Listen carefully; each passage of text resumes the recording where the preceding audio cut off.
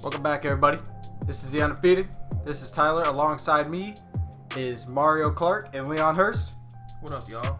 What's up, guys? Today, we are covering multiple topics.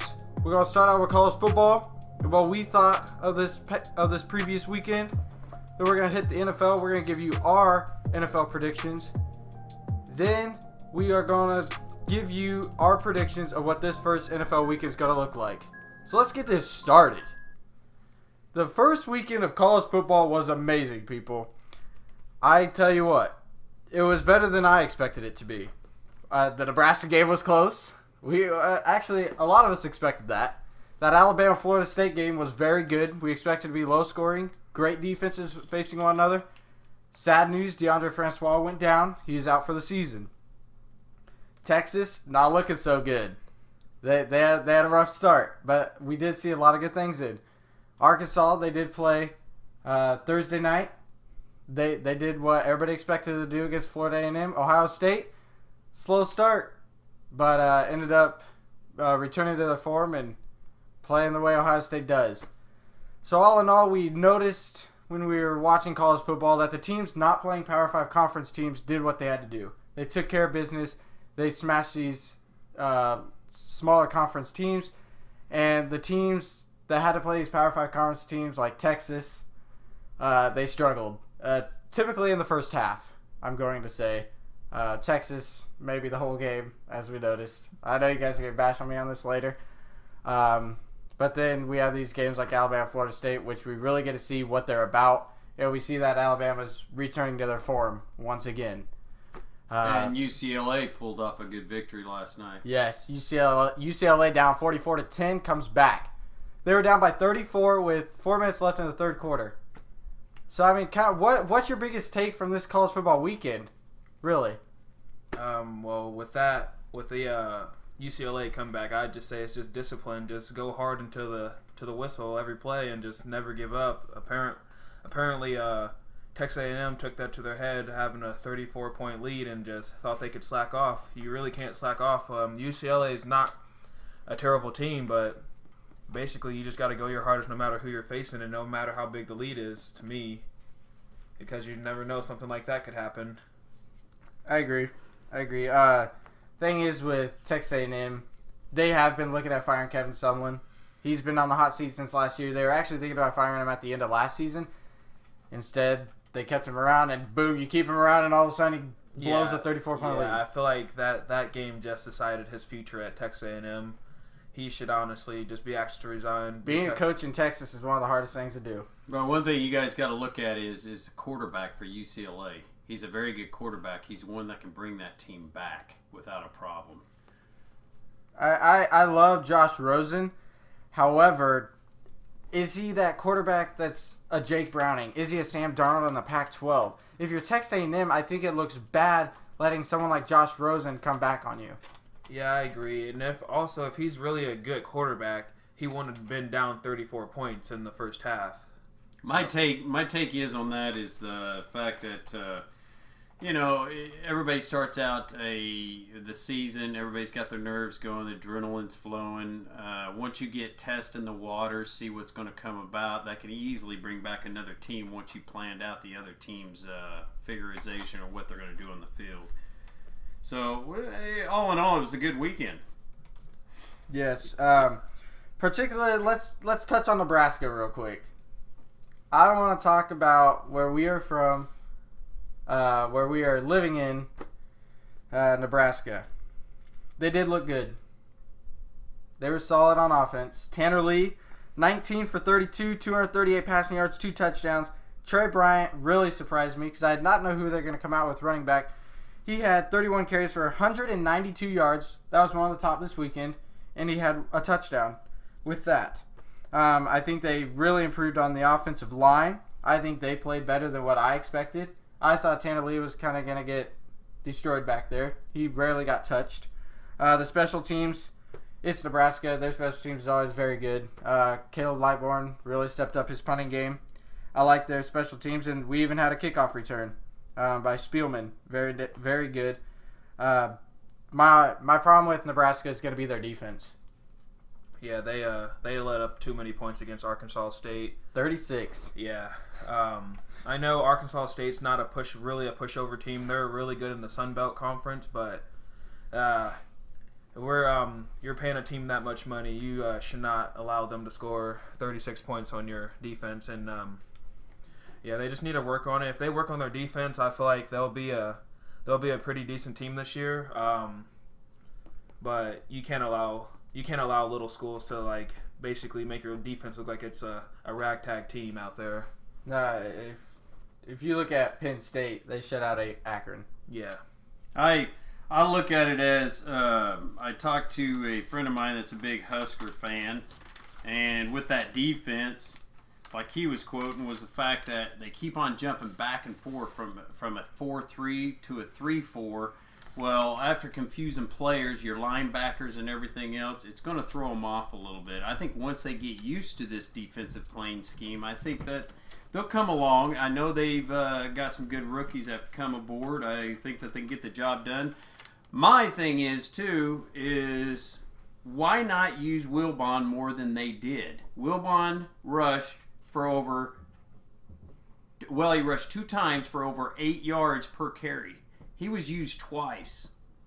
I think that they could have used him more in that game to help out Bryant, just to throw your scheme off for the other team.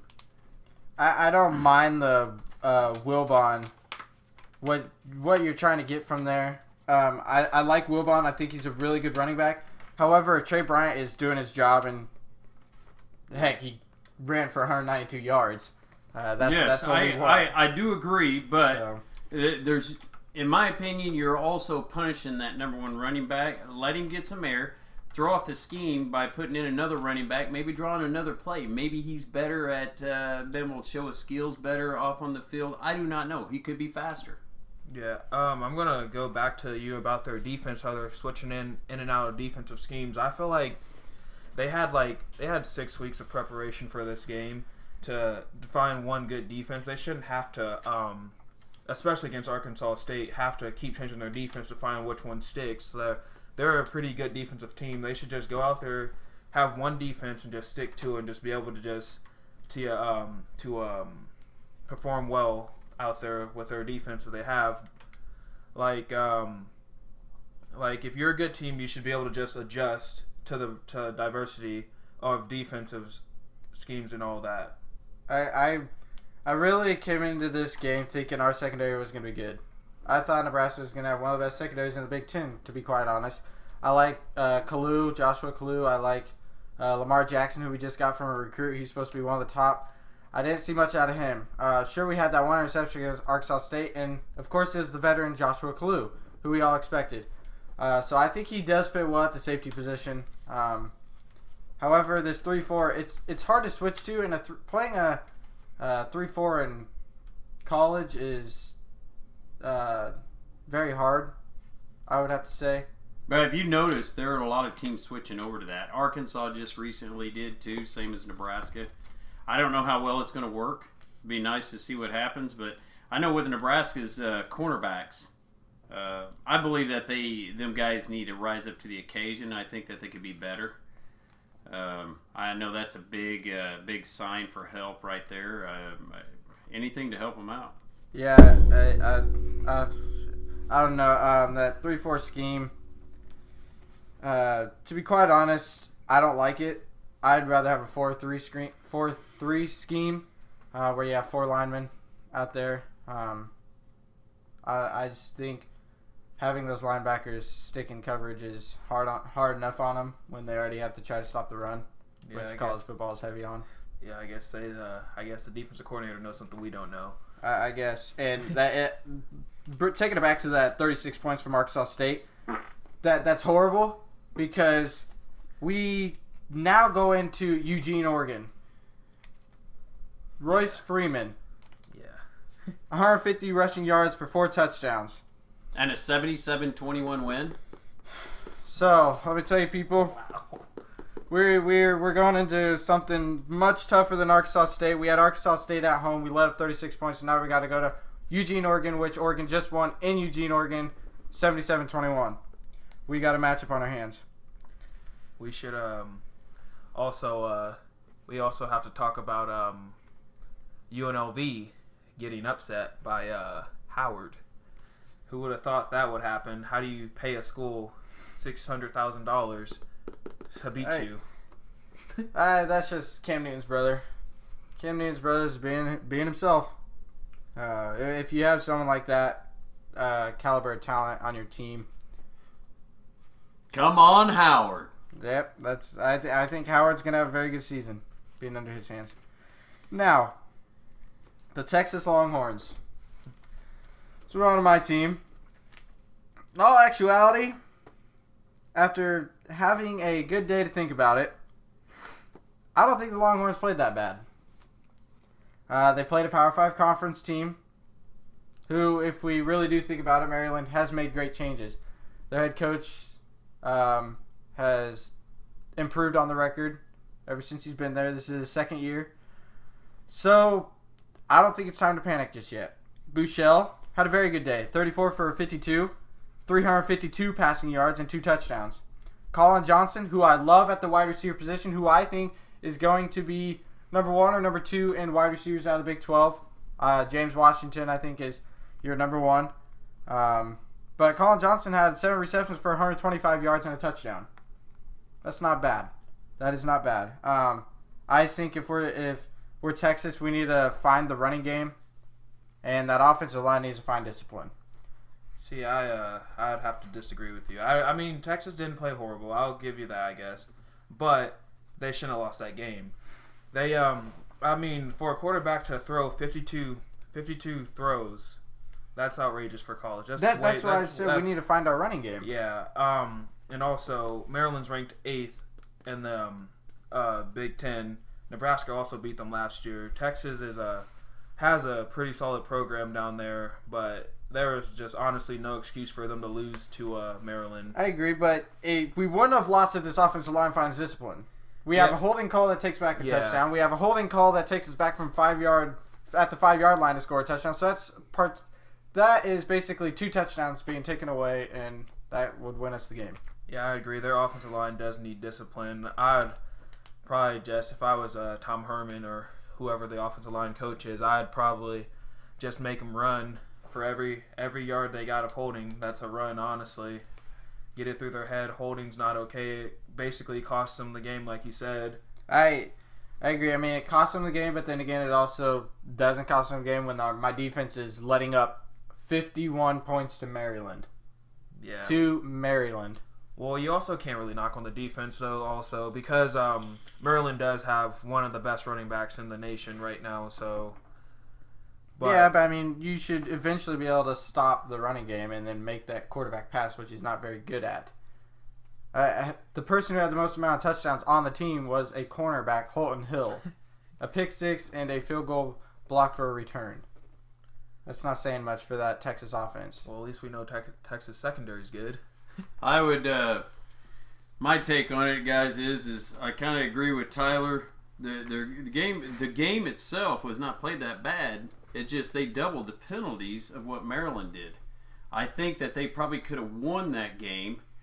I'm looking at, it's not the coaches down in Texas. Now, if I could go back on that, I thought about it afterwards too, and honestly, I don't think it's the coaches that's the problem. I think it's the players. I think it's the discipline on the field, knowing how to run your route, knowing how to put up that defensive play, and knowing how to play on the line to be able to get to that quarterback. I just think that all in all, Texas, it was just a bad day for them. I know Bouchel kept on running out of the pocket several times, which he could have stayed in there. He had time, and he kept on running out of that pocket. I wish he would have stayed in it in order to make them throws. Just be quicker about his throw. They probably need better team chemistry if he keeps running out the pocket. Like, he should trust his linemen to know they're not going to let him get leveled. That's where it goes back to the discipline on the line. I think that's what's hurting Texas a lot. It's the players. It's not the coach. Yeah. You've had 2 outstanding coaches with 22-0 seasons. Yeah. I mean, 2 of them. I mean, honestly, the defense wasn't bad. Malik Jefferson played up to his hype. Malik, free safety position, he did outstanding. Holton Hill, he played great. Poona Ford played great. He had the block on the field goal. So, honestly, our defense was not that bad. It's just what we've done every year. We let up big passes. Mm-hmm. And that's what happened. Maryland had deep passes that smashed us. Moving on, let's talk about Alabama.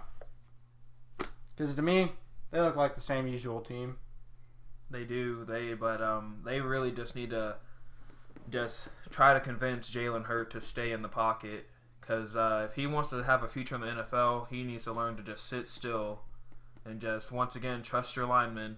Yes, if the run's obviously there, take it, but you should look to pass first as a quarterback instead of run first. I feel like he's just a wide receiver he's just a running back that gets a direct snap. That's what he is to me. I could see it. I think if Jalen Hurts stayed in the pocket, I think he'd become a very good thrower. But yeah, I think he does run too much. I have to agree because his running backs. They just said the other night that their third string is bigger than Derrick Henry. So you have Bo Scarborough, you have Damian Harris, and now you got this third string that's bigger than Derrick Henry. So you have 3 running backs if you're Alabama. They can do the running for him. He could throw. Obviously, Calvin Ridley is a stud at the wide receiver position. You got multiple other guys. And then their defense did not let Francois do a single thing, and they injured him. This defense is as good as it gets. That's why everybody was questioning them. Is Alabama's defense going to be good? They lost a lot. Well, guess what? They're right back. It doesn't matter. Nick Saban knows how to recruit. And then Alabama, that's just like a school everybody wants to go to because you have a great chance of making it to the NFL. And Alabama is honestly to me is like the best disciplined team out there. Like they just follow everything to a T. They are just a solid team. And once again, they're probably going to be right back in the national title again this year. Mario, I agree with you with that. I'm going to go back from what I said last week, Tyler. Whichever team won this is not going to lose any game all season. And looking like Alabama's not going to lose anything the way they're playing. That is just a stellar team. Now, if the QB gets hurt, no matter who they got for backup or whatever, this guy from Hawaii, whoever he is, it still doesn't matter. Jalen runs that team. We don't want him to get hurt, and Alabama will go all the way again. Scarborough is just a beast. That guy is just unstoppable.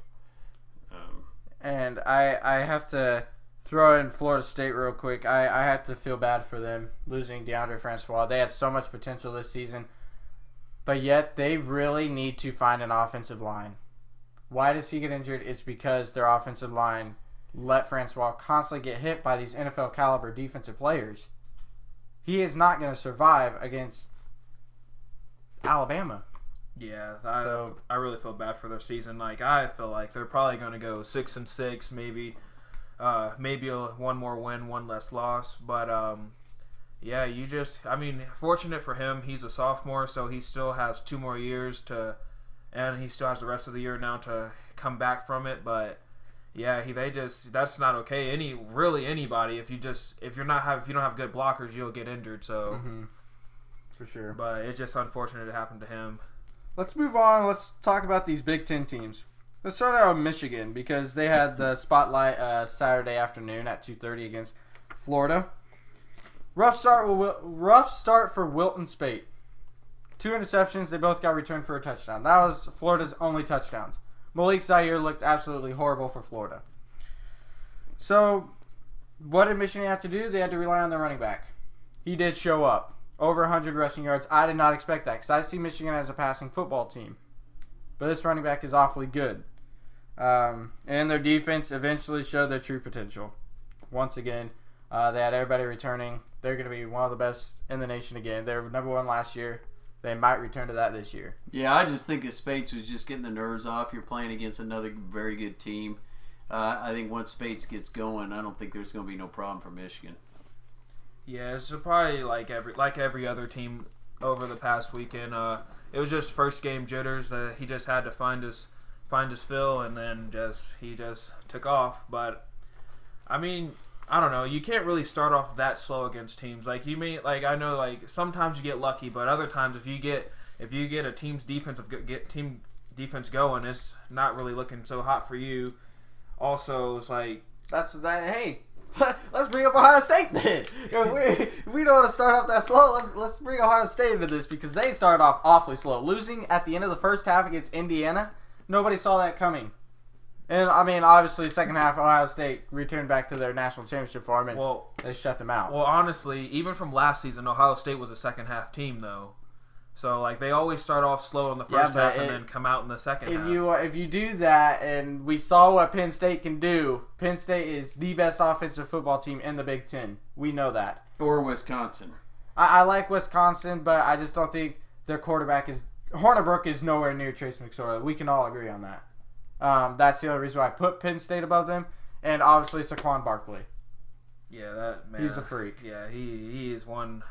He's one good running back. He is one good running back. Saquon Barkley, 172 rushing yards, 2 touchdowns. Tracy McSorley, 18 for 25. 18 for 25, people. 275 passing yards and 2 touchdowns. They both look like Heisman caliber players, and they're on one team. Yeah, well, you really can't. But I feel like that you can't say it was the first game against Akron. Play somebody like to me. But you still shut them out. Yeah, nobody else got shut out. Okay, but I'm pretty sure let Alabama play Akron, let Ohio State play Akron. Heck, let Texas play Akron. They're getting shut out. Like it doesn't matter. Like I feel like the team was too weak. Like I feel like yes, Ohio State let up 21 points, but. I feel like Indiana would score 21 at least, 21 or 28 on Penn State. I give Ohio State some slack because they played a Power 5 conference team. That was my very first point when we first started talking. We noticed the teams that played these horrible teams, they had an easy time. We already knew what was going to happen. They smacked them. The team that played Power 5 conference teams actually had to play hard, play defense. Yeah, so I mean, I don't know. I feel like... to me, the best team, I know we're not talking about this, but to me, the best team in the Big Ten, honestly, would have to be this year between, I'm going to say 3, between Michigan, Ohio State, and Penn State this year. As much as I hate to admit that, but I feel like it's going to be a tough time for Ohio State this year. However, Wisconsin is looking very good. Yes. They're tough every year. Hornibrook was our biggest question heading into the season. He did play all right. He had 244 passing yards. I didn't mind that. And obviously they play in the weaker division. But you guys got to just remember their running game. They will not stop with their running game. And besides that, Hornibrook keeps on passing, and he's got the receivers to catch. Wisconsin's going to be a force to be reckoned with. But you can't run against every team, though. Like there are some. No, but that's what I'm saying. If you got your passing going too, I think it's going to work well for Wisconsin this year. What they did this weekend really surprised me. It was a very good game. Even if it was a weaker team, it still does not matter. You're still out there to play some hard-nosed football. I think we see Wisconsin versus Ohio State once again in the Big Ten Championship. It's going to be good. I would not be surprised if Penn State does pull it off and they show up in the championship. But obviously they have to get back. Or even Michigan. Yeah. See, the only thing with Penn State this year, I know they beat Ohio State last year, but I feel like this year it's in the shoe, so it's going to be even tougher. Like... I feel like playing in Ohio State's one of the toughest places to play in college football, honestly. So I guess we'll just have to see when that time comes. Let's talk about a defensive team. Virginia Tech. Not bad. They beat a West Virginia team, a Big 12 team, a high offensive power team. They just grabbed Will Grier, a transfer from Florida, who he did not look that bad. But Virginia Tech's quarterback, Josh Jackson, he looked very good. He can run and pass. And with Bud Foster at the defense, that's who I wish would go to Texas because he is the best defensive coordinator in college football. With him at defense, I don't think Virginia Tech's going to have a problem in the ACC. And now that Florida State's gone down, to me, I think it's between Virginia Tech and Clemson. That's what I think it's between. See, I just Clemson.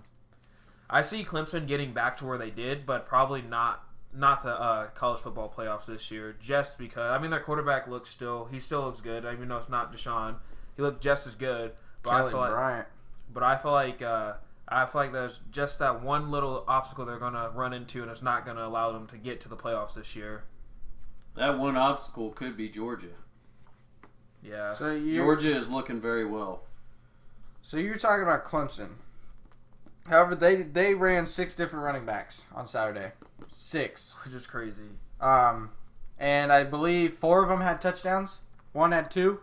So the running backs, I thought that was gonna be the worst part because you lose Wayne Gallman, who I think is tremendous at the running back position. But yet they still look as strong as ever. Kelly Bryant to me looked like another Deshaun Watson. Honestly, he looked outstanding. He did very well. And then the defense is as good as it gets. I mean, can we remember the Ohio State playoff game? That's the same exact defense that shut out Ohio State last year. This defense has returned, and they allowed 3 points to Kent State. So I think Clemson's looking very good this year. Now Oregon, going to the Pac-12. Oregon, highest scoring team this previous weekend with 77 points on the board. Their offense with Royce Freeman at running back is one of the best running backs we have in today's league. Their quarterback had over 200 passing yards, and a wide receiver named Meeson had 106 receiving yards. Let's just go ahead and give Oregon, honestly, let's go ahead and give them about another close to 70 points come this weekend. You know what? I'll give Nebraska the benefit of the doubt. I do not think Nebraska's defense is that bad to let up 70 points, but I wouldn't be surprised if they put up 50 points. I'm not gonna lie. Nebraska. No, Oregon against Nebraska. Okay, yeah, I see Oregon around 52. I really do, because obviously they're playing in Eugene, and I don't think Nebraska can stop Royce. I don't think they can. No. Their defense just isn't disciplined enough. I don't think they're gonna be able to do it. See, if it was maybe in Memorial Stadium, maybe they'd have a somewhat of a chance like they did last season. But yeah, it's not gonna look pretty next week for Nebraska. Let's stay in the Pac-12 and let's talk about Washington real quick. To me, they did not look very good. I actually thought they looked horrible. Their offensive line scared me a bit. Jake Browning, to me, is a Heisman-level quarterback, and he was getting hit a lot. They only beat Rutgers 30-14. Rutgers is last in the Big Ten. They're projected last in the Big Ten. So really, Washington, I don't know. They only put 30 up on them. They did not look anything like they did last season. Granted, they did lose a lot of good players. A lot of good players on defense especially. But I feel like Washington, they're going to end up 3rd or 4th in the Pac-12. But without a doubt. They did not look like that team that faced well. It could be first game jitters.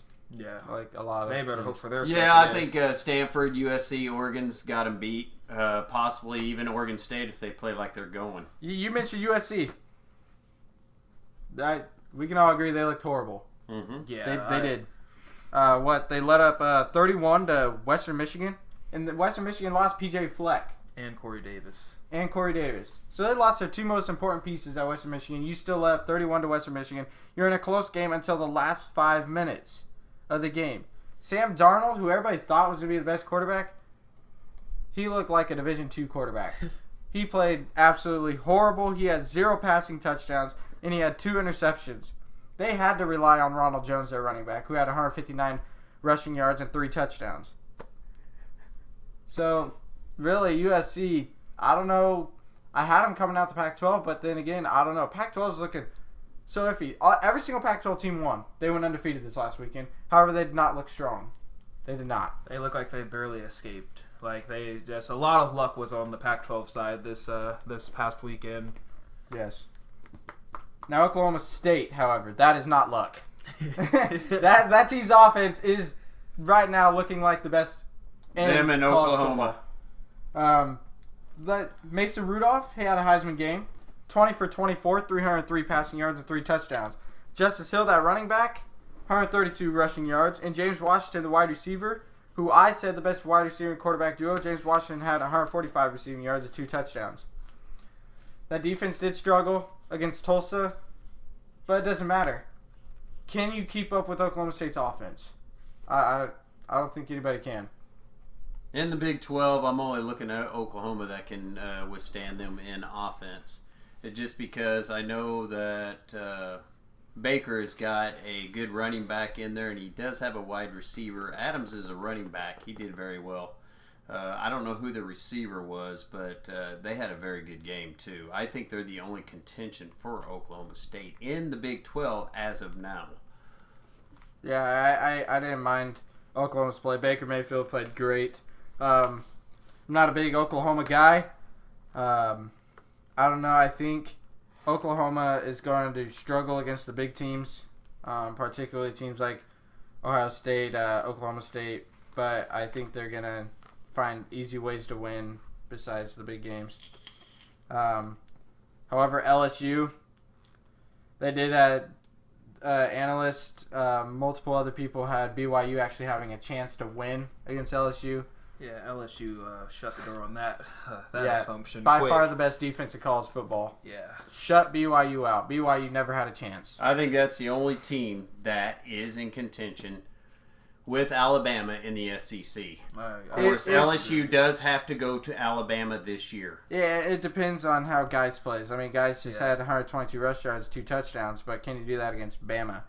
I don't think you can. We'll see. I just think that they're the only contention to be able to beat Alabama in the SEC. I like Mississippi State. They shut out Charleston Southern 49-0. Pat Fitzgerald was a monster. So I think people need to watch out for Mississippi State. Those Cowboys are loud. See, I feel like LSU and Alabama, that game's just going to be nothing but defense like it is almost every year. Mm-hmm. But basically it says whoever's defense can read the quarterback better, that's who's going to win that game.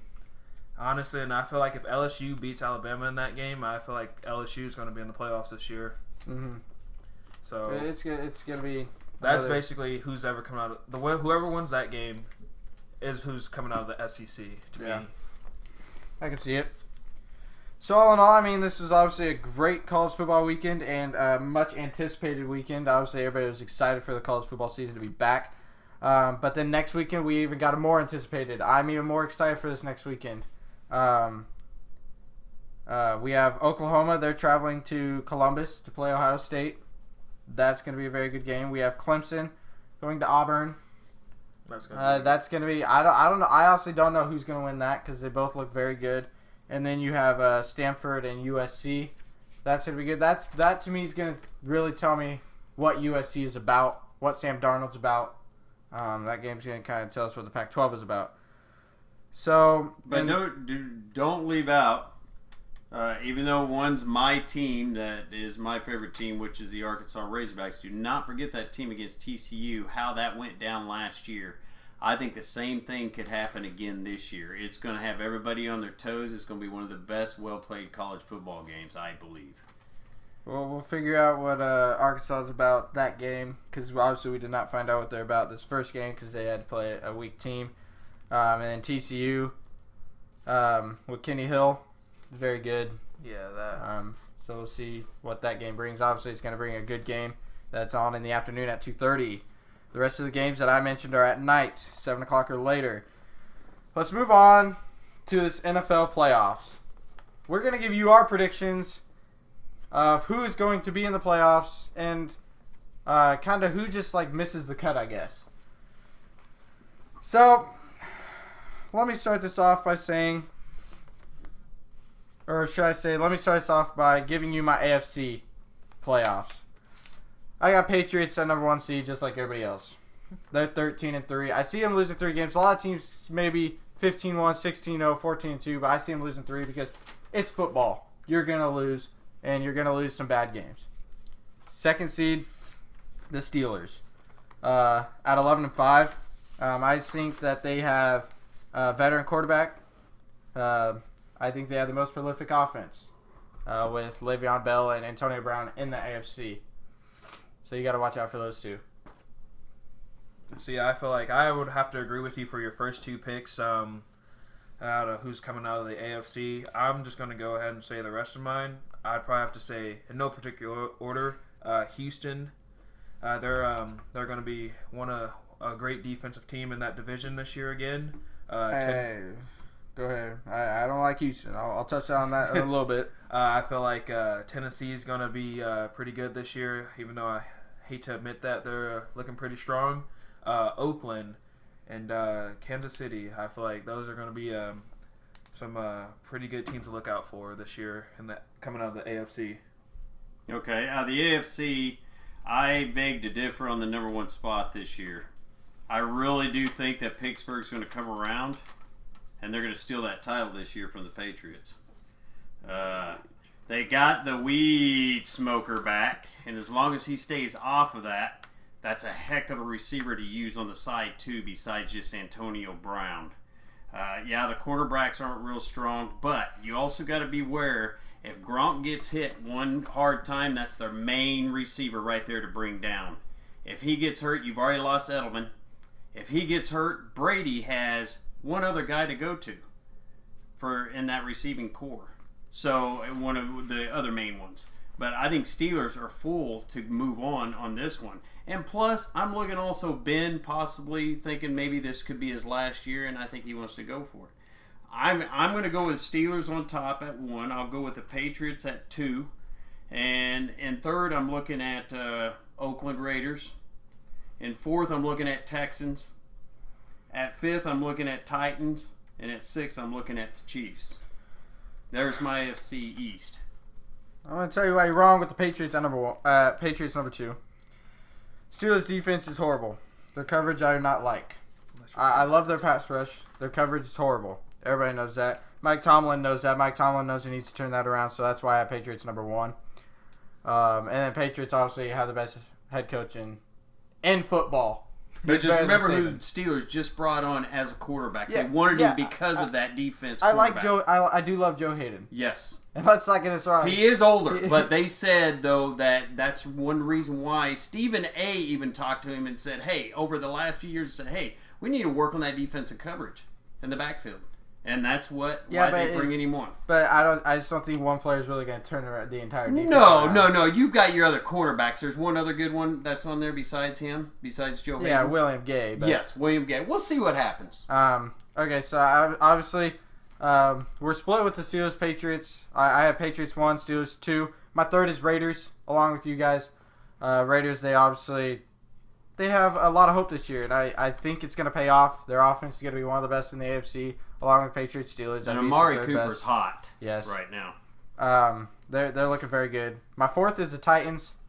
I don't like how you guys have Texans ahead of them. I don't. Texans are looking at starting Tom Savage. Really? Tom Savage above Deshaun Watson? And you guys think that they're going to start Deshaun Watson sooner than later? I do not think so. I think they start Deshaun Watson later than sooner because that is what the NFL does. They like to start these rookies late. And that is what they do with Deshaun Watson. By that time, it's too late to jump ahead of Tennessee, who has one of the most potent offenses in the NFL. See, I feel like Tom Savage is going to have an okay season, but I feel like when they give Deshaun a chance, I feel like Texans at that point could be 5-7, but I feel like it's still going to be enough to just nudge it ahead of the. Tennessee definitely gets over 10 wins. I have Tennessee at 10-6. I have Texans at 9-7, just below them, but still, just because the Texans' defense is good. Now, Tyler, you're looking at. I'm also looking at their offense, just besides just their quarterback. Yeah. I'm looking at Titans do have a good starting running back with Murray, but I'm going with Texans on their running back and their wide receiver core. Oh, their running backs are horrible compared to Tennessee. So this is what I'm looking at. I don't know. Wide receivers, we don't have that one good talent like DeAndre Hopkins. No. But who else does the Texans have? Will Fuller, he's okay. Titans have a bunch of average. So if you combine all those average, Braxton Miller's pretty good too. So he's okay. But we haven't really seen anything great from. Where did he come out of? The best college ever. Delaney Walker is one of the best tight ends in football. You have Rashard Matthews. You just picked up Corey Davis. You have Tajay Sharp did just get injured, so I'll give you guys that. However, Tennessee and Marcus Mariota, he's a top 10 quarterback right now. I believe they get ahead of the Texans. I like the Texans defense, like I said, but they're not good enough to get them. It depends on how well that he deals with that injury he had last year. You know, this was just preseason. Yeah. Coming out in real football, we'll see how he reacts to that injured leg that he had. Players usually tend to play a little not as hard as they once did before they had a big injury. So I guess that's just something we should look out for. So you can't So you can't really know. Honestly, you could say they're both like tied if that could be. It's possible. going to be a close race for that 4th Yeah. spot. I mean, that's the weakest division in football. It's going to be close. Now, I missed your guys' 6th seed. Who's your 6th seed again? I'd probably say Kansas City. Mine Kansas was City? Kansas City. Okay, so we all have the Chiefs at number 6. I definitely agree with you guys. Their defense is loaded. They always carry that team because Alex Smith sucks. I'm sorry, Alex Smith. I'm sorry, people who are fans of Alex Smith, but he is not very good. I need believe to put old boy from Texas A&M, right? Texas Tech. Yep, Texas I Tech. believe Pat Mahomes does Mhm. take over late into the season. So Chiefs, I believe, barely make the wild card at 9-7. Who do just miss the playoffs for me? The Chargers. I really love the Chargers. I really do. Their offense is one of the best in the AFC. I believe they reach somewhere around 8-8, 9-7. But I think they just miss it. And the reason why I miss that is because I think they lose to the Chiefs in their head-to-head matchup. Yeah, if you think about it, the quarterbacks are about even. Yeah. In my opinion, between Alex and Phillip Rivers, I think Phillip Rivers is a little bit better. Oh yeah, Phillip Rivers is better. He's top 10. But I'm just saying, I just don't think the Chargers got the defense and everything such as the Chiefs. We'll see what happens. I agree. I mean, I tend to put defense. I tend to prioritize defense over offense. Well, you know what they say: defense wins championships. That's why I do it. And then I want to quickly touch on the Dolphins in the AFC. Everybody is so hyped up about them with Jay Cutler. Yeah, I have no clue. I guess people forget he throws more picks than he does touchdowns. So Just remember, he does have his. Who was it? Adam Gase with him, which he plays perfect, or I wouldn't say perfect. He plays decent underneath him. A few years back, he did for Chicago. Then once he left, it's like Cutler went away. So let's see what he does. He's done fairly decent in the preseason. Now, do I think the Dolphins going to be up there in that top 6? No way. I got Dolphins not even ranked in the top 10. And, that's a little excessive. But I mean, I don't see Dolphins making playoffs either. The Browns. Now, okay, so real quick, who's your AFC championship? Who's in it? I have Patriots versus Steelers once again. Best offenses. Best. I have actually Patriots versus New England. Oops, sorry. All right. Patriots versus Oakland, honestly. All right, I like that. A lot of people have Patriots and Raiders or Patriots Steelers, so we're all kind of on the same page. I'm definitely Steelers versus Patriots. Okay. I'd love to see my Titans get there, but I don't think they get a playoff win. I think they get No, you need to give them another year or two. Yeah. They've had transfers in. Yep, I agree. So let's move on to the NFC. This is by far the best football conference in the NFL. The hardest. The hardest to choose from. Let me start out with my top 2 like I did last time. I think Packers get number 1 seed. I think they go 12-4. And then I have the Seahawks at number 2. I think Seahawks come back this season. I think they go 11-5. I like what I see from the Seahawks. See, I'm gonna jump on the Dallas Cowboys bandwagon. I feel like Dallas Cowboys back at number 1, followed by Green Bay. Like You gotta be kidding me! I might as well just walk up on out of here. Hey, I know they Accident waiting to happen. I know they lost a lot of players, got a lot of scandals going on, but once it's time to once it gets right down to it, they're gonna be a heck of a football team, just like they were last year. And you see all this controversy that's going on the field. Nobody's gonna expect them to come out strong, but maybe Jason Garrett's got something up his sleeve that nobody knows about yet. You mean Jerry Jones? Oh shoot! Oh.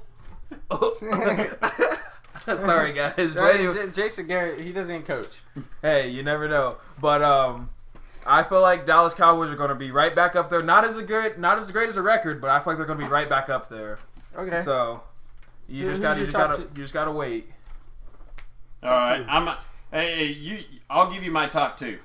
Go ahead. I once again am looking at Falcons get back up in there. Okay. They did not let that game get to them. They previewed that game following that Super Bowl victory from the Patriots last week. They were viewing that film. After so long, apparently it did not bother them. They knew what they have to do toward this next year. I'm looking at Falcons 1 and Packers 2 seed. Okay. So we obviously all love the Packers at number 1 because we all know that bad man and Aaron Rodgers. He leaves them number 1 seed in my eyes. You guys have him number 2 seed. But yeah, obviously they still get that first week bye. I said Seahawks. You guys said Cowboys and Falcons. It's whatever. I'm going to touch on Falcons and Cowboys in just a little bit. My number 3, the Giants. I see them coming out the NFC East. I like the Giants.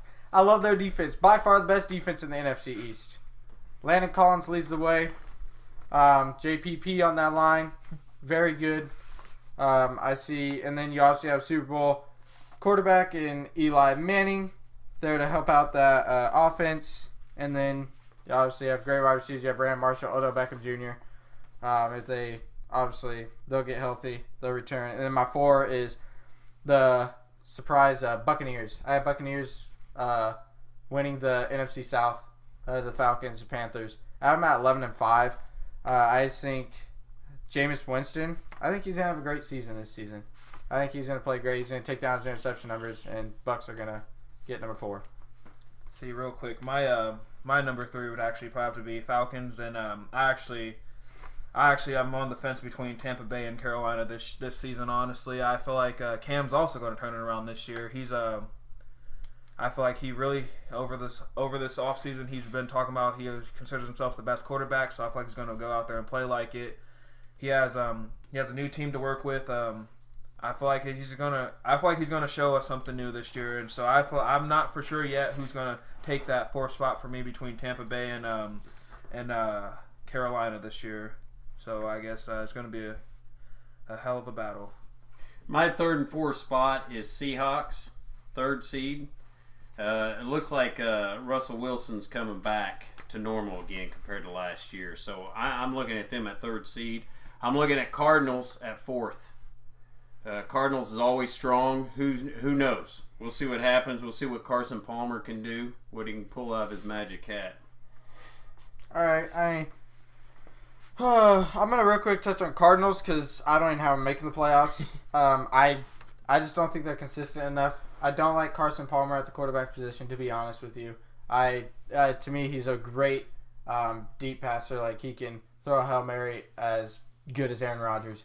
However, I don't think they have enough talent, and Larry Fitzgerald's getting old, so we have to consider that. But I think he's going to end on a good note. I think this is going to be his last year. He's obviously going to catch the ball. And that's what I mean. All Carson's got to do is get it in his area, and that ball is his. See, I feel like David Johnson's really going to help out the Cardinals offense this year a lot more. And their defense is really strong. Yeah. Okay. So, Falcons. Really? You guys have them easily making the playoffs. I don't see it.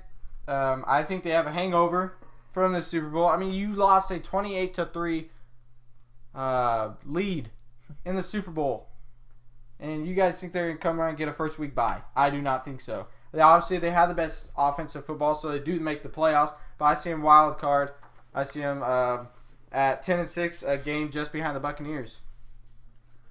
At my number 5 seed. I don't know how you guys have them. So I feel like that's just making them more hungry. They're going to want it more, so they're just going to perform better this year. I feel like they're just going to be just like they were last season.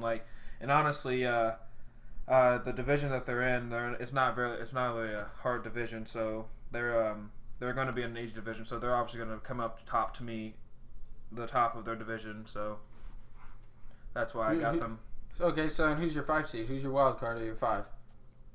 See, since I had Carolina and Tampa Bay tied, kind of, so I guess it would probably have to be Arizona to me. The Cardinals. Yeah. Oh, I'm getting sick of that. Okay, in the 5th spot, I got Cowboys. I think Cowboys are going to come in 5th in the wild card spot, in the top wild card spot. I just think they got the tools to be able to make it into the playoffs. Do I think that they'll make it past that first round of playoffs? No, I don't. I think they're going to pull the same thing as last year.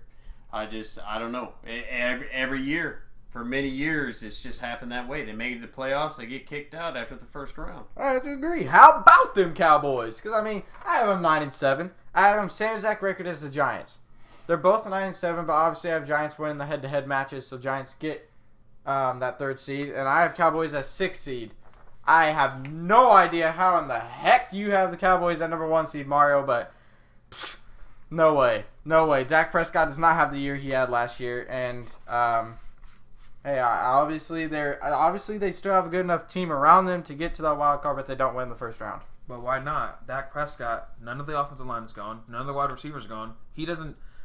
all he has to do is hand the ball to Ezekiel Elliott. He literally has the same exact players he had last season, and nobody expected him to have that season last year. He's just going to keep building off of it. I think what hurts them, Mario, the most, honestly, is the defense. Defense has always hurt Cowboys the most. I think their offensive line is just as good as anybody else's, anywhere. Their receiving core, the running back, the quarterback, is just as good as anywhere else. But I think it's the defense that hurts them the most. Yeah, that's why I have them below the Giants. Like I said, I tend to favor the defense. Giants have a better defense, so I have Giants ahead of Cowboys.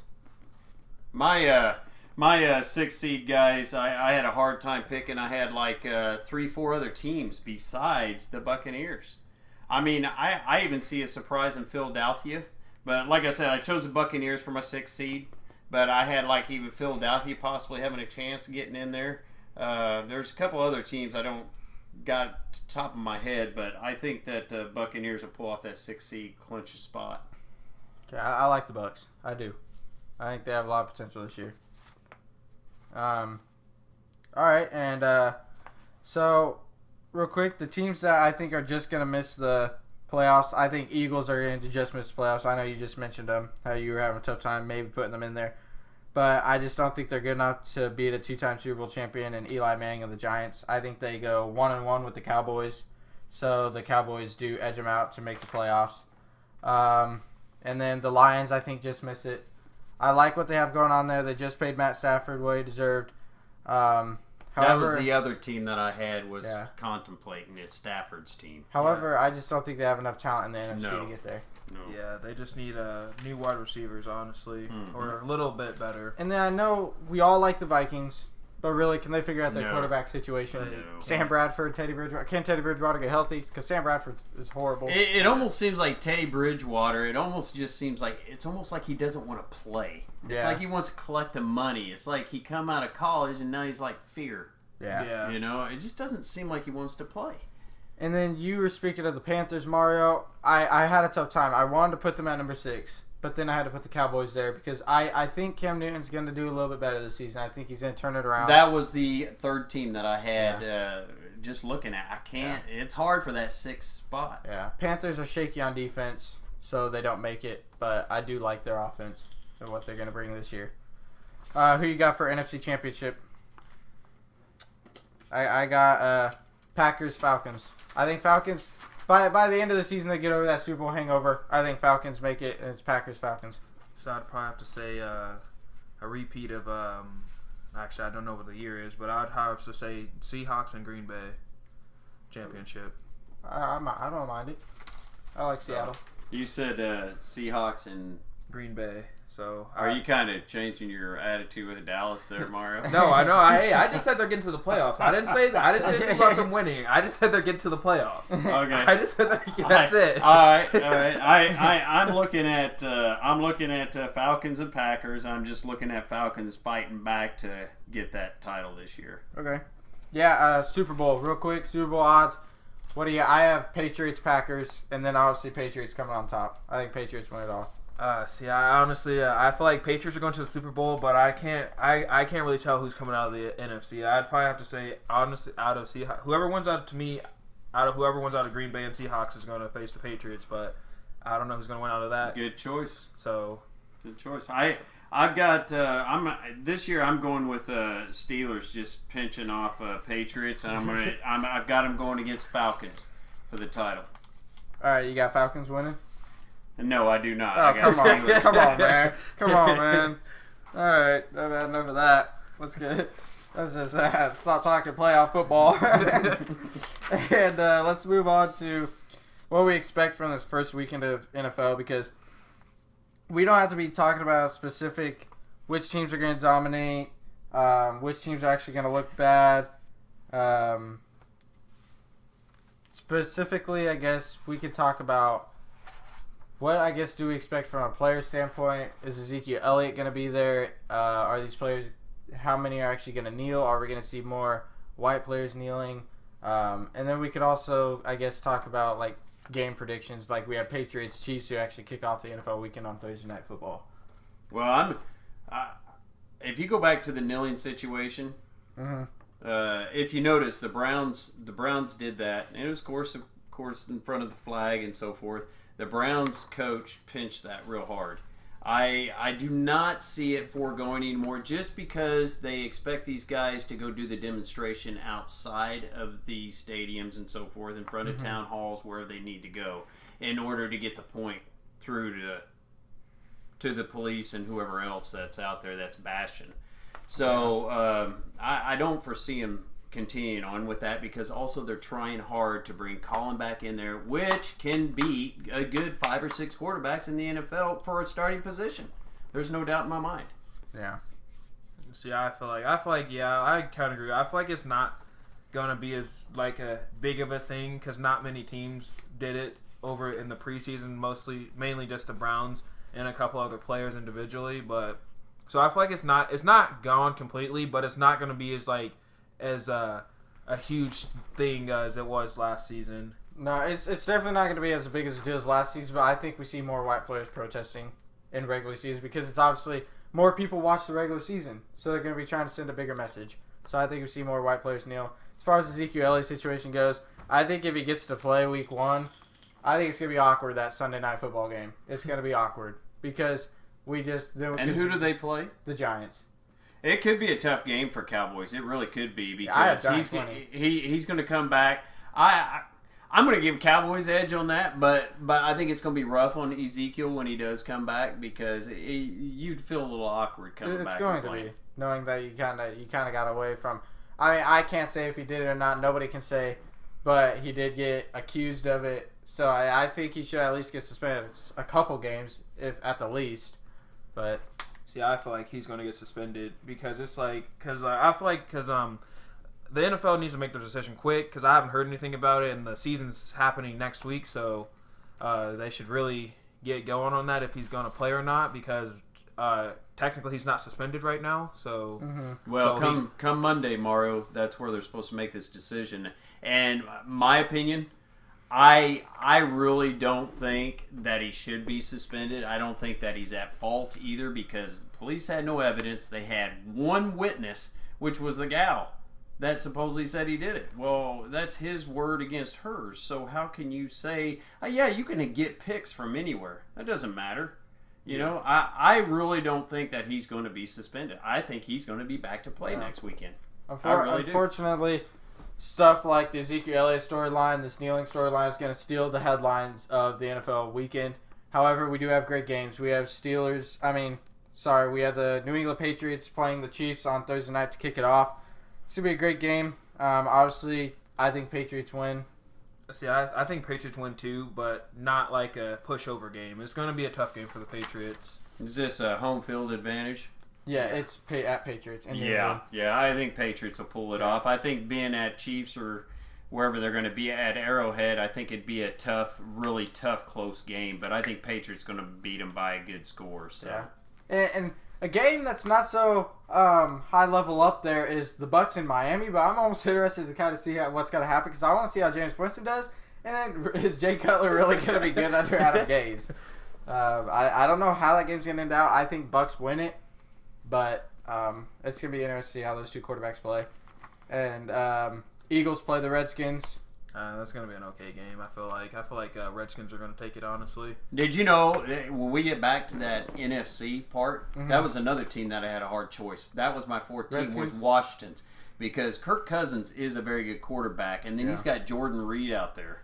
Yeah. I mean, Deshaun Watson, Deshaun Jackson now too. Yes, so Washington's going to be a contender, contender this year. That game, the Eagles Redskins game, is really going to tell me how they're going to play out in their division. Are they going to be good enough to contend with the Giants, Cowboys, who everybody expects to come out of there? We have the Seahawks playing the Packers this weekend in the afternoon. Great game. Is Rodgers going to come out with numbers? Who's going to be the quarterback in that one? Because Russell is back. He proved that in preseason. We'll see what happens. And we already said Giants play at Dallas. We kind of gave our views on that.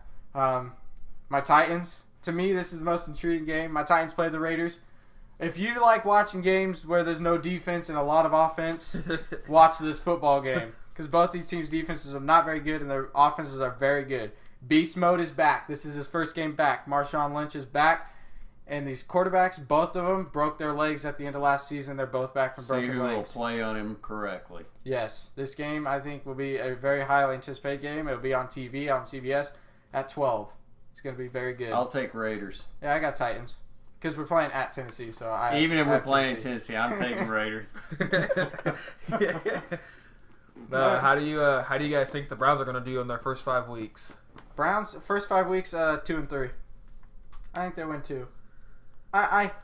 Deshaun Kaiser, I think, is going to surprise some folks. See, I give them 1 win. I give them 1 win in first 5 weeks. I think Tyler's really a good, sorrowful giver. I say I look at the Browns win 1 myself. Depending on who they're playing. Yeah, let's remember the Browns have a quarterback and the Jets don't. The Jets are 0-5 in the first 5 weeks. They will beat the Jets.